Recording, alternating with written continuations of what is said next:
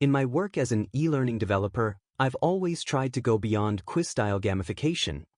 Working on high-quality serious games showed me that with articulate storyline you can build real video games. With Grim Depths I set out to bring the soul of Japanese-style RPGs into learning. Turn-based choices, a dose of strategy, storytelling, and a fantasy atmosphere. The idea goes back a long way. As a kid I drew pixel art sprites and environments on my beloved Amiga. That passion stayed with me.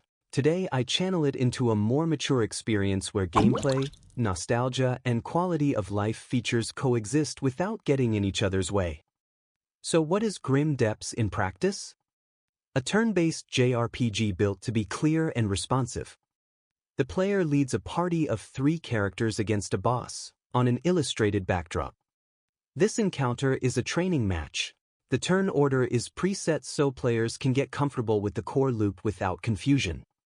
The goal is to grasp the combat rhythm and feel that every choice carries weight.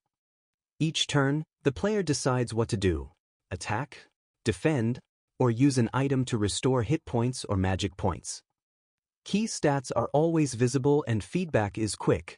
When you strike, you see and feel the impact.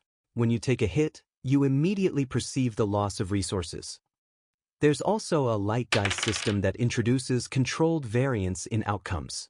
Encounters are never identical, yet remain readable.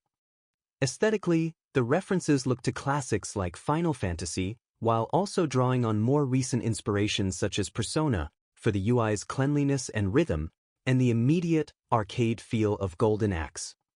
There's also an open debt to Darkest Dungeon. That's where I observed how zooming in on the action makes each exchange feel more intense. In Grim Depths, I use attack-defense zooms as a practical workaround.